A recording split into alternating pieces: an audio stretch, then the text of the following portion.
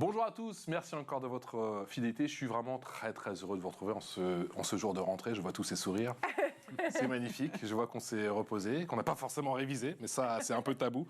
On va pas en parler. J'espère que vous avez profité de tous ces jours en cet été avec vos enfants. On se retrouve, vous le savez, chaque jour dans le MAG pour faire le point sur la scolarité de vos enfants. Et aujourd'hui, forcément, jour de rentrée, on se focalise sur la rentrée. C'est parti pour le sommaire, une rentrée scolaire. Sans surprise, ça se prépare. Certains élèves passent par les stages de réussite. Plus de 200 000 écoliers sont concernés chaque année par cette remise à niveau. En petit comité, ambiance garantie. Mathilde Vessel s'est testée. C'est pas une blague. Les stages de réussite, ça c'est à l'école, mais il y a aussi le soutien via différentes plateformes et autres associations. Quels sont les secrets d'une bonne remise à niveau pendant cette très longue coupure estivale? La réponse de nos experts dans un instant. Et puis, pour réussir cette nouvelle année en classe, il faut maîtriser ses fondamentaux, bien entendu, et cultiver cette confiance en soi. Pas toujours facile. Comment booster sa confiance? Élément de réponse dans un instant avec tous nos experts en plateau. Bonjour ma chère Samantha Briand. Bonjour Patrice. L'été a été bon? Très bien. C'est toujours trop court, c'est pas grave. Coach en orientation bien évidemment chez Potentiel Jeune et on aura encore une fois la chance de vous accueillir chaque semaine pour faire un point justement pour avoir toutes ces techniques concernant l'orientation. Youssef Zakaria, bonjour. CEO de Meeting Class, je suis content de vous avoir en chair et en os si je puis dire parce que c'est vrai qu'on avait conversé à maintes reprises via Skype. Aujourd'hui, vous êtes sur notre plateau pour cette rentrée. On est en Skype avec Stéphane Lenné, bonjour, merci d'être avec nous. Principal du collège Louis Pasteur à Jussey, ça se trouve en Haute-Saône, tout va bien? Très bien, merci. Et vous êtes à côté de vous, Carole Charles, qui est coordinatrice des stages de réussite, justement, dans ce même collège Louis Pasteur. Ça se trouve à Jussey en Haute-Saône. C'est 1600 âmes, j'ai lu, c'est ça? C'est ça. C'est ça, c'est très sympathique, j'adore. La Bourgogne-Franche-Comté, je vous conseille d'y aller. C'est toute ma belle famille là-bas. Allez, sans plus tarder, la loupe, c'est parti. Et oui, je suis en grande forme, j'espère que ça va durer. Quel beau bronzage. Merci beaucoup. On va commencer avec vos vacances. Comment ça va c'était? pas durer, mais bon. D'accord. Comment ça va? Ça va super, je suis contente de vous retrouver. Vous avez fait un petit stage de réussite ou pas? Alors, j'aurais peut-être besoin en maths, mais on va échanger après. Vous avez toujours ce blocage en maths, hein, j'ai l'impression. Mais on en reparlera, peut-être on fera une émission spéciale. Ou des émissions spéciales pour vous. Ou des émissions. Je crois qu'il y a besoin. On a pas mal à dire. Ouais, alors, c'est quoi ces stages de réussite? Eh bien, écoutez, j'ai été sur le site du ministère de l'Éducation, évidemment, pour avoir toutes ces informations. Et donc, selon ce site, les stages de réussite sont des stages de remise à niveau qui sont proposés pendant les vacances. Alors on est bien d'accord, quand on est enfant ou adolescent, on a plus envie d'aller à la plage ou de jouer avec ses copains que d'aller en cours de français et de maths. Mais tout de même, ça permet de consolider les acquis, notamment en français et en mathématiques, et de combler les lacunes qui ont été accumulées durant toute l'année scolaire qui vient de s'écouler. Pour vous donner une petite idée de comment se passent ces stages, je vous propose de regarder justement un extrait de cette vidéo du ministère de l'Éducation avec le regard des élèves qui ont accepté de faire ce stage. J'ai voulu m'inscrire à ce stage parce que j'avais vraiment beaucoup de difficultés en mathématiques ou en français. Et quand on est en classe tous ensemble, j'ai l'impression d'être vraiment nulle par rapport aux autres. Ici, c'est beaucoup plus facile parce qu'on est en petit groupe, du coup on peut tous écouter et la maîtresse, elle peut plus nous aider. Quand on est dans une vraie classe, la maîtresse, je la comprends, elle est plus stressée et un peu plus énervée parce qu'on bavarde beaucoup, alors qu'en petit groupe, on bavarde pas. On est vraiment captivé par ce qu'elle dit. Rassurez-vous, on a retrouvé Mathilde en grande forme. Ah oui, j'ai failli m'étouffer, mais tout va bien. Quel soulagement on a le sentiment quand même pour ces enfants qui participent à ces stages de réussite. On a quand même le sentiment que c'est plus facile que les cours traditionnels. Effectivement, comme l'explique notamment la professeure volontaire qui est aussi dans la vidéo pour animer ce stage, ce sont en général des élèves qui sont terrifiés à l'idée de prendre la parole en classe devant tous les élèves. Dans ces stages, ils sont en petits groupes. C'est évidemment plus facile pour eux de se tromper. Dans les classes normales, ils sont 30-31 élèves. C'est beaucoup plus difficile de prendre la parole. Au moins, ils osent et c'est beaucoup plus facile. Bon, et ils sont accessibles à tous, ces stages? Évidemment. Du coup, des cours sont proposés pour les élèves de l'école primaire au lycée. Ça va quand même jusqu'au baccalauréat sur la base du volontariat. Pour l'école primaire, 3 sessions sont organisées pendant les vacances scolaires. Une semaine au printemps, la première semaine et la dernière semaine des grandes vacances d'été. Et pour ce qui est de la durée, alors il faut compter 15 heures de cours par semaine, ce qui correspond, pour rentrer un peu plus dans le détail, à 3 heures de cours par jour pendant 5 jours. C'est quand même assez light. Et comment est-ce que l'on a accès à ces stages? Alors, en général, ce stage est proposé à la famille par un enseignant de l'établissement. Évidemment, l'accord des parents est indispensable et surtout si les parents poussent aussi leur enfant à faire ce stage. c'est beaucoup mieux pour la réussite. Hein. Ça les motive aussi à aller à ce stage. Parfois, c'est pas toujours facile de passer le cap. Des stages de réussite avec des super profs forcément, des profs volontaires, vous le disiez? Oui, il s'agit de professeurs des écoles, des professeurs de collèges, de lycées qui sont volontaires et qui sont rémunérés tout de même, il ne faut pas exagérer, en heures supplémentaires. Et ça se passe où? Alors, pour les élèves qui sont en école primaire, les stages ont lieu dans les écoles en accord avec la mairie, donc qui sont ouvertes pendant les vacances. Ils peuvent aussi être organisés au sein du collège de secteur, donc pour les primaires.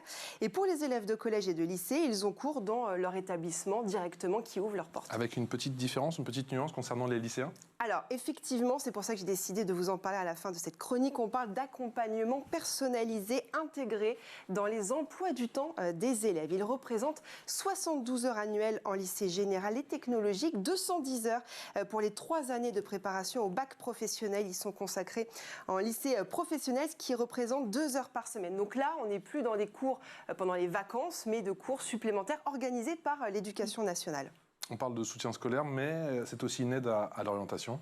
Ben oui, en seconde notamment, ça permet d'acquérir et de consolider les méthodes de travail au lycée. Et puis, ça aide effectivement à orienter les élèves dans la voie qui est faite pour eux. En première, ce stage permet de favoriser l'acquisition des compétences en fonction de la série où se trouve l'élève et lui permet de commencer à réfléchir sur son projet d'études. Et puis enfin, en terminale, il prend appui sur les enseignements constituant les matières de chaque série et contribue à la finalisation du projet concernant ses études supérieures. Il y a aussi des stages pour la remise à niveau en lycée? Oui, il concerne les élèves volontaires sur recommandation du conseil de classe et ça permet d'éviter le redoublement ou de pallier au non-redoublement. On en parlera évidemment avec vous, Samantha. Je sais que vous êtes assez mitigée sur ça. Ces stages permettent d'intervenir ponctuellement donc, dans le cadre d'une discipline. Ces stages se déroulent en petits groupes pendant les vacances scolaires ou tout au long de l'année. Donc en général, voilà, c'est 8-10 élèves maximum. Bon ben voilà, c'est la fin de cette première émission. Merci encore de nous. J'ai tout dit. Elle a quasiment tout dit. Je rigole, on a encore pas mal de thèmes à aborder avec justement notre plateau de professionnels. Expression orale. Allez, l'expression orale, c'est avec Samantha Briand, avec Youssef Zakaria, avec Stéphane Lenné et Carole Charles. Je commence avec vous. Carole Charles, je rappelle que vous êtes coordinatrice des stages de réussite au collège Louis Pasteur, ça se trouve à Jussey en Haute-Saône. Les stages de réussite, ça ressemble pas un peu à l'école idéale? Si. Alors nous, en tout cas, on a pris le parti d'en faire un moment aussi ludique, puisque nous, ça prend la forme d'un escape game sur le thème des monstres, d'un escape game géant dans l'établissement et au gymnase. Stéphane Lenné, une ambiance, on a quand même le sentiment que l'ambiance est plutôt détendue, ça se fait en petits groupes, avec forcément beaucoup moins de pression, et ça fait la différence. Oui, bien sûr. Un des objectifs qu'on recherche avec l'organisation des stages de réussite qui se déroulent là au moment où nous sommes en train de parler, on a des élèves à l'étage du dessous, c'est notamment de dédramatiser la rentrée en 6e. On accueille au jour d'aujourd'hui entre 20 et 25 élèves de CM2 futurs 6e qui feront donc leur rentrée officielle au collège jeudi matin. Et ce qu'on souhaite, c'est que cette remise à niveau, cette consolidation des acquis se fasse dans une ambiance la plus détendue possible, la plus ludique, de manière à les aider à passer ce cap parfois un peu difficile, appréhendé par eux-mêmes, mais aussi par leur famille. Carole Charles, on a quand même le sentiment que c'est bien plus agréable, bien plus efficace pour les élèves, mais également pour les professeurs. Ah oui, c'est un vrai avantage. D'abord, c'est une super occasion de préparer des séances interdisciplinaires et interdegrés, puisque nous avons au niveau des encadrants des professeurs du collège, des professeurs du premier degré et même des anciens élèves qui viennent en renfort. Donc d'abord, ça c'est très intéressant pour nous. Et puis c'est aussi une formidable occasion de découvrir nos futurs élèves. En tout, on en aura découvert 40 cette année, là, 40 petits 6e, et de voir d'une part leurs difficultés, pour le cas échéant discuter en amont avec les familles pour les diriger par exemple sur les devoirs faits, mais aussi régler des petits problèmes relationnels en petits groupes, puisque nous on travaille sur des groupes de 10 élèves, et puis commencer à mettre le cadre aussi, à expliquer ce que c'est qu'un élève de 6e, qu'est-ce qu'on attend de son comportement, mais tout ça enrobé dans un grand jeu et avec des professeurs qui sont vraiment très, très engagés et très contents d'être là. Stéphane Lenné, quelle est la place du jeu justement dans ces stages de réussite ?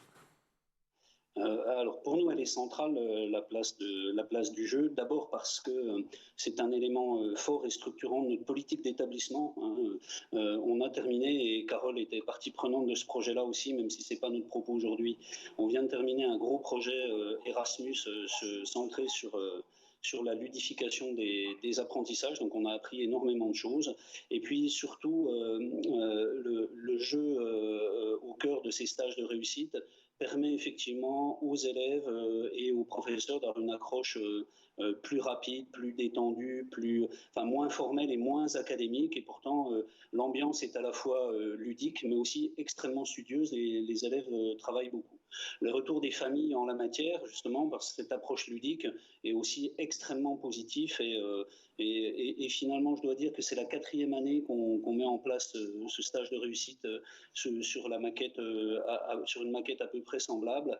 Et le dispositif a acquis une tellement bonne réputation que le bouche à oreille nous a grandement facilité le recrutement des élèves cette année, ce qui n'a pas toujours été le cas au début. Alors c'est ça n'a pas été forcément le cas au début, ma chère Carole. C'est-à-dire qu'au début, c'était peut-être un peu connoté ?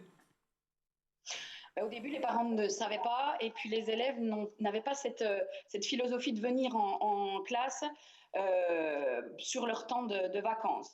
Et petit à petit, au fur et à mesure des années, puisqu'on met en place aussi des choses pour d'autres niveaux pendant les petites vacances, c'est vraiment devenu une habitude des familles. Et effectivement, aux portes ouvertes, par exemple, où d'habitude, je démarchais les familles, entre guillemets, et j'essayais de convaincre. Là, c'est eux qui arrivaient en me disant « Est-ce qu'il y aura un stage réussite cette année ?» Et finalement, nos élèves qui sont aussi dans des petits villages où il n'y a pas forcément beaucoup d'animation, pas beaucoup d'activités à faire, ils ont trouvé dans ce stage réussite un moment intéressant, agréable et une manière de venir nous rencontrer aussi avant la rentrée. Samantha Briand, ce type de stage, ça peut littéralement changer la scolarité d'un enfant ? Je suis très contente d'entendre qu'il y ait des stages comme ça pour les 6e, justement. C'est vrai que moi, j'avais même animé des ateliers comme ça, entrée en 6e, et c'est intéressant de voir que si jeunes, on peut, c'est vrai, les booster sur leur confiance en eux, leur connaissance de soi, et le plus tôt on le fait, le mieux c'est. Et oui, ça peut, à cet égard, changer le regard que le jeune va porter sur toute sa scolarité par la suite. Et effectivement, travailler en petits groupes, ça, c'est une des clés, c'est ce qu'on remarque très souvent, que ce soit évidemment en petit cours de soutien, mais les écoles qui peuvent se permettre de fonctionner en petit effectif, c'est là où on est au plus proche du jeune. Youssef Zakaria, vous comprenez justement le succès de ces stages de réussite. J'imagine que vous avez étudié justement un petit peu ce qui marchait, ce qui ne marchait pas, et que vous l'avez mis vous aussi en œuvre. On en parlera après justement dans votre plateforme. Mais vous comprenez, j'imagine, aisément le succès et l'apport de tous ces stages. Clairement, je pense qu'avoir une vitesse initiale au début de l'année, ça permet vraiment de bien partir. Et surtout, le format du petit groupe, là, je rejoins complètement. C'est le format idéal pour apprendre, quelle que soit la discipline, quelle que soit la matière. Quand on apprend en petit groupe, on a tous les avantages de la classe. C'est-à-dire qu'on entend mieux, ça demande moins d'efforts, on a moins peur d'y aller, de prendre des risques, de prendre la parole, on se sent moins jugé aussi. C'est plus agréable, c'est plus coopératif, c'est plus personnalisé. Le prof connaît tous les problèmes de tout le monde, c'est pas comme si on était dans une classe de 30. Donc, et ça a l'avantage par rapport à un cours individuel de ne pas mettre, disons, mal à l'aise l'élève. Quand il fait une petite erreur, il voit les sourcils du prof monter, alors que c'est pas du tout l'objectif. L'objectif, c'est pas de déranger l'élève, c'est plutôt de l'aider. Donc quand on est dans un petit groupe, on a l'espace qu'il nous faut, mais en même temps, pas trop d'espace. Et du coup, ça nous permet vraiment d'être dans une belle dynamique de groupe. Stéphane Henné, comment ça se passe chez vous, Rodson ? Est-ce que justement, lors de ces stages, le droit à l'erreur est vécu, si je puis dire, différemment ? Bien sûr. D'abord, dans des activités ludiques, le fonctionnement par essai-erreur, j'ai envie de dire, c'est un peu la base. Voilà. Et puis, ça aide aussi, un élément sur lequel j'aimerais vraiment revenir concernant l'utilisation du jeu, c'est que ça permet aussi à nos enseignants, ça leur offre un terrain d'expérimentation, un peu plus loin des programmes et d'une pratique parfois un peu conformiste, qu'on n'observe pas trop chez nous, mais c'est l'occasion aussi pour eux de tester, d'expérimenter, et qui dit expérimentation dit nécessairement droit à l'erreur, d'une part, mais sans drame, sans inquiétude, et avec, dans le fond, et pour les enseignants et aussi pour les élèves, une approche de l'erreur qui est remplie d'humilité et qui est tout sauf dramatique. Donc on s'est trompé, on recommence, on reprend ses pions, on reprend les dés, on rejoue, on recommence et finalement tout va bien. L'important c'est de passer un bon moment et d'apprendre. Carole Charles, il y a une forme de liberté également pour les professeurs qui ont tout le loisir, toute l'occasion pendant ces stages de faire des tests. Oui, bien sûr.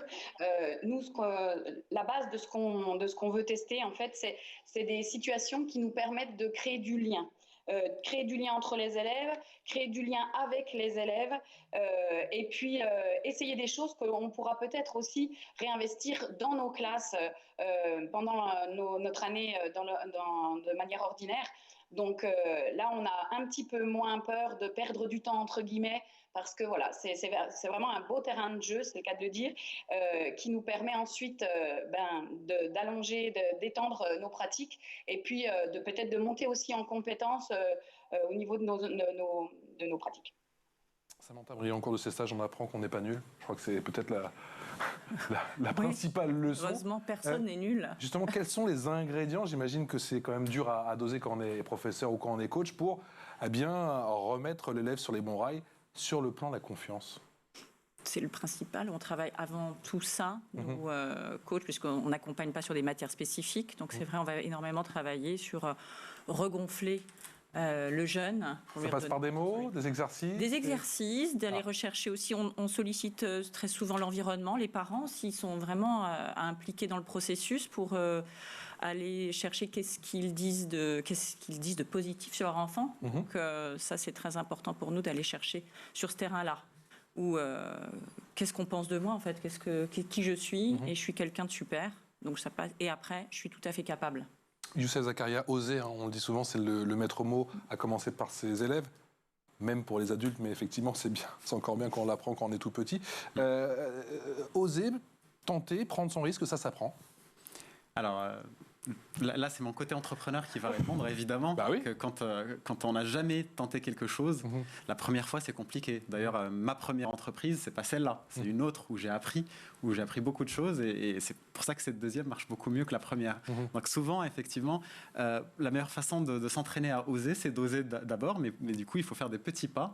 Et évidemment, pour faire ces petits pas-là, il faut parfois que quelqu'un nous aide, nous encourage, nous donne envie d'aller oser. Vous avez le sentiment que parfois on est encore tétanisé par la peur, la peur justement de ne pas réussir? C'est une grosse cause d'échec scolaire de plusieurs personnes qui n'ont même pas envie d'aller essayer de comprendre quelque chose parce qu'ils se sont un peu habitués à ne jamais comprendre ce qu'on leur explique.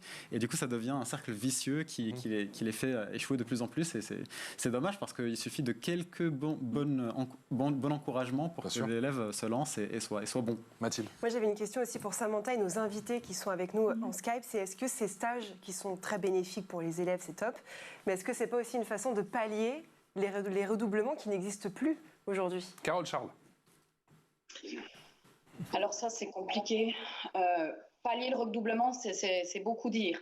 En tout cas, c'est mettre l'élève dans une situation où il va arriver à la rentrée avec un bon état d'esprit, où il a envie de faire. Et je pense que l'envie de faire, ça peut participer à éviter un redoublement. Mais voir arriver les élèves le jour de la rentrée qui nous sourient parce qu'ils nous reconnaissent et qui ont envie de venir continuer ce qu'on a commencé pendant ces stages, c'est déjà un premier pas. Stéphane Henné. Dans la conception des stages de réussite tels qu'on les met en œuvre ici au Collège Pasteur, il n'y a absolument pas cette dimension j'ai presque envie de dire punitive ou probatoire de s'inscrire au stage et d'y participer comme une alternative au redoublement. C'est pas du tout la logique ni des écoles primaires de secteur ni du collège. Pour nous, la base, c'est vraiment à la fois l'envie des élèves, le volontariat des élèves et des familles, et puis évidemment des personnels enseignants. Et donc, on n'est pas du tout dans cette logique-là. Une dimension. Si je peux me permettre, au niveau de pallier les redoublements, je crois qu'on est plus sur le dispositif, des dispositifs tels que Devoirs faits, qui sont des dispositifs plus longs, plus approfondis. Et voilà, c'est plutôt de ce côté-là qu'on irait chercher. Sur une dimension positive, Samantha Briand. Là, oui, je pense que vos invités sont vraiment dans cette optique de on fait une rentrée positive pour les jeunes. On n'est pas dans d'autres dispositifs dont Mathilde parlait, où là, on a spécifiquement identifié des jeunes qui sont en difficulté sur les matières. Et suite au conseil de classe, les professeurs décident, enfin en tout cas proposent aux familles de faire ces fameux stages de réussite. Oui, là, c'est là où moi, ça me laisse un peu en questionnement parce que c'est difficile. Les vacances sont là pour être des vacances. Les emplois du temps sont déjà chargés. Et là, on est en train d'entrer dans un système où il y a des jeunes qui sont cours tout le temps, en fait, pour rattraper une année peut-être qu'il aurait été bon de rester dans leur classe initiale. Donc c'est vrai, le redoublement, moi je trouve, parfois serait utile. Youssef Zakaria, on va pas ouvrir le débat. Quoi qu'on pourra refaire une émission effectivement sur le redoublement, la remise à niveau pendant l'été, mais j'ai envie de vous dire que ça concerne tout le monde, les adultes mais surtout effectivement les élèves, parce qu'il y a quand même ces 2 mois de coupure où j'imagine que la remise à niveau, que ce soit pour les bons ou les moins bons élèves, elle est absolument nécessaire. Vu la durée de la coupure. Oui, justement, je rejoins complètement Samantha sur le besoin de vacances, parce que ce n'est pas que le besoin de remise à niveau, qui existe aussi, bien sûr. Mais un bon équilibre, c'est justement d'en faire un peu des deux. C'est-à-dire que soit on le fait en stage organisé par notre structure Meeting Class ou une autre structure, l'important, c'est pas la structure, c'est de se mettre dans un mood où on va un peu bosser avant de rentrer, comme ça nous permet d'anticiper. Mais c'est pas forcément 75% des vacances, ça peut être 10% des vacances. Si c'est des vacances pendant l'année de 2 semaines, si on fait une semaine de travail et une semaine de vacances, c'est déjà pas mal. Sachant que la semaine de travail ne va pas être aussi intense que les semaines de travail de toute l'année. Et surtout, si on est bien accompagné, c'est parfois un plaisir d'aller faire des maths avec quelqu'un qui nous explique avec des bananes et des pommes plutôt qu'avec des X et des Y. Donc c'est des choses qui existent et qui se passent bien. Je commence à vous connaître, Youssef Zakaria, je vois votre sourire. J'ai l'impression que l'activité de votre site a repris il n'y a pas très longtemps. C'était pas pendant tout l'été. Exactement, en fait. C'est plutôt fin août. Voilà, disons que la plupart des parents et des élèves commencent à stresser quand il reste 2 semaines. Bizarrement. Voilà, mais c'est bien parce que ça nous permet vraiment de nous remettre dans le bain plutôt que de gâcher les vacances pendant le 15 juillet et le 15 août. Donc c'est plus la dernière partie où on va se mettre en mouvement. J'ai une question de belle-mère, pardon, j'ai une belle fille de 13 ans, mais c'est... Attention, ce que vous allez dire, elle n'est pas loin. C'est pour ça. Je la vois là-bas. Non, mais c'est pas ça, c'est qu'il y a le fameux passeport des vacances. Qu'est-ce que vous conseillez aux parents et aussi aux enfants pendant les vacances, parce que 2 mois c'est long, et 2 mois sans rien faire du tout c'est long aussi. Et qu'est-ce que vous conseillez alors? Est-ce qu'il faut faire un peu de tous les jours de maths, de français, ou juste 1 mois sur les 2? Enfin, je sais pas, qu'est-ce que vous conseillez? Nous, on conseille simplement 1 semaine de stage intensif pendant les vacances. Oui, mais alors dans ce cas-là, vaut mieux. Pour certains, c'est mieux de faire un peu tous les jours, 1 heure par-ci par-là, quoi. Voilà, donc c'est pour ça d'ailleurs qu'on a, pensé notre stage en 2 heures par jour pendant 1 semaine. Ça fait 10 heures, ça fait pas énormément de cours, mais ça permet de se remettre dans le bain. En regardant des maths 2 heures par jour, 1 semaine avant la rentrée ou 2 semaines avant la rentrée, ça nous permet de nous remettre dans le bain. Et je ne conseille pas aux parents de se mettre dans 5-6 cours stage intensifs d'1 semaine chacun. C'est complètement une perte de temps parce que l'élève perdrait tout l'intérêt, disons, à aller à ce cours-là, alors que si c'est concentré 5 jours, boum, on regarde tout ce qu'il fallait voir, tout ce qu'on a raté, tout ce qu'on a oublié, qu'on n'aurait pas dû oublier. Comme ça, on commence bien. Là c'est beaucoup plus efficace que d'avoir beaucoup de... C'est la qualité plutôt que la quantité. Je conseillerais un passeport parent-enfant. Parce que souvent, pendant les vacances, c'est ça ce qui se passait avant, quand il n'y avait pas tous les outils numériques. C'est que les parents, on passait du temps avec eux et on faisait des rappels, en fait, sans s'en rendre compte. Si, dans la nature, en vacances, à la mer, au marché, n'importe quoi. Plein de situations qui peuvent faire qu'on raccroche à des situations scolaires. Le petit passeport maths, vous le voyez venir ou pas pour Mathilde? Tout à fait. Je vais venir avec. Justement, il y a des parents qui vont déléguer une partie de ce travail-là à un prof, mais effectivement, les parents ou les grands frères ou les grandes sœurs peuvent complètement faire ce rôle. Bon, si je comprends bien, chez Meeting Class, vous proposez des stages de réussite toute l'année? C'est ça, donc toutes les vacances scolaires. Donc les stages, c'est toutes les vacances scolaires, mais pendant l'année, il y a surtout des cours hebdomadaires, donc c'est 2 heures par semaine. Comme ça nous permet vraiment de finalement... au fil de l'eau, combler toutes les lacunes qui commencent ou qui apparaissent au fil de l'eau. Comment vous expliquez justement quelle est votre recette? Quel est le cocktail? Le cocktail, c'est d'avoir un excellent prof. Donc voilà, le problème de ce cocktail-là, c'est que les ingrédients s'enchèrent pour avoir un excellent prof. Le problème, c'est pas les maths, Mathilde. Ça, je t'ai dit. Oui, c'est le prof. Ça. Écoutez, je vais reprendre des cours de maths, vous m'avez donné envie. Bienvenue. Il y en a vraiment qui ont retrouvé justement le goût des maths grâce à ces cours-là, parce que quand on a quelqu'un qui a vraiment cette posture de grand frère ou de grande sœur et qui nous explique simplement les choses, parfois ils se disent mais en fait c'était pas si compliqué que ça les maths.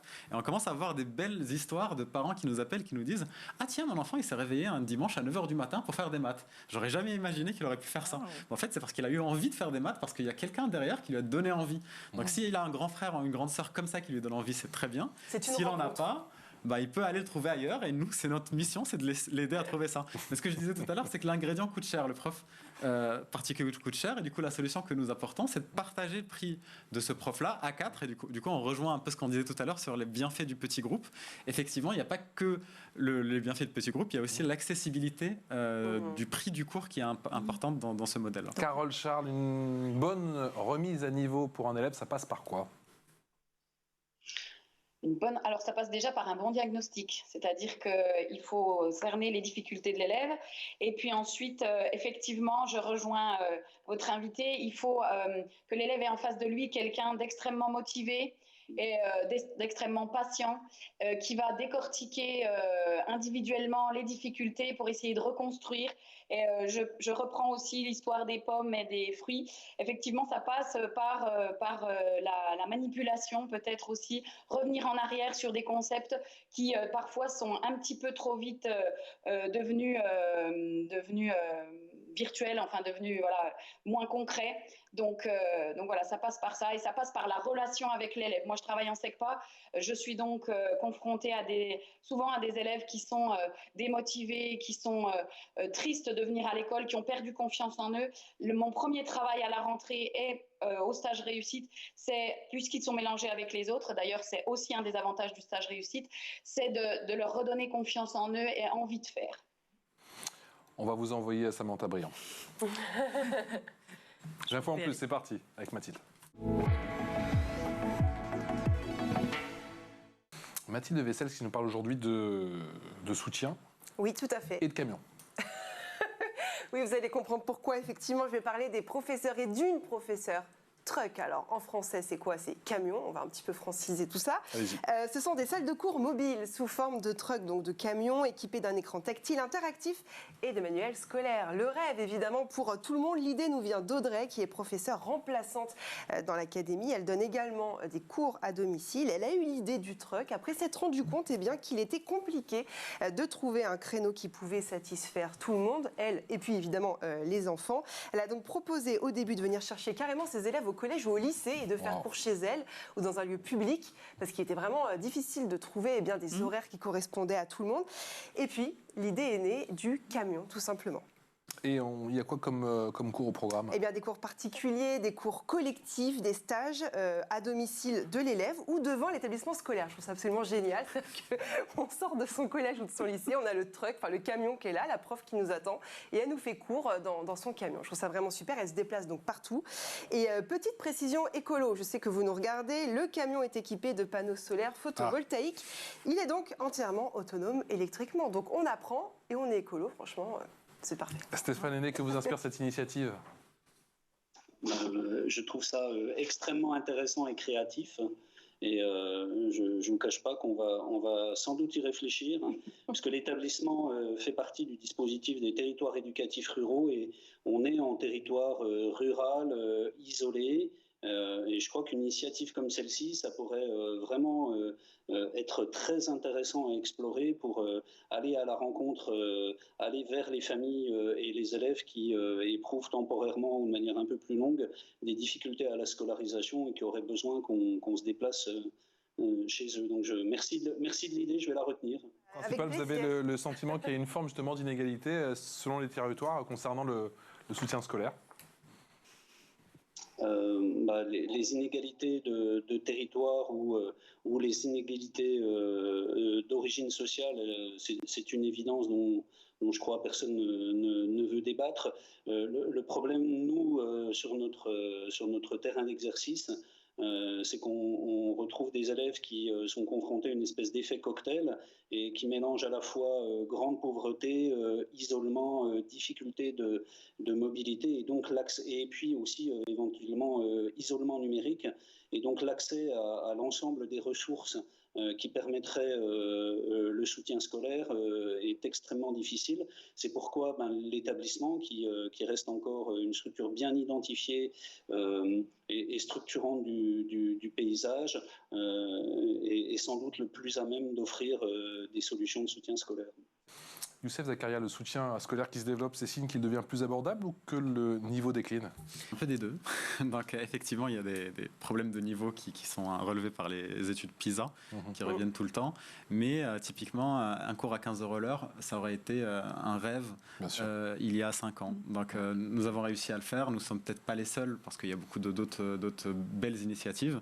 Mais en tout cas, notre mission, ça a été vraiment de rendre accessible des cours de qualité. Et du coup, je pense qu'on a réalisé un peu disons que... J'aurais bien aimé vous avoir moi il y a 30 ans. Je vous dis la vérité. Vous auriez été bienvenu, mais juste pour vous donner un exemple, les cours chez les agences classiques de cours de soutien, c'est plutôt 50 € l'heure. Donc c'est plus des CSP+, qui avaient accès à des cours de soutien.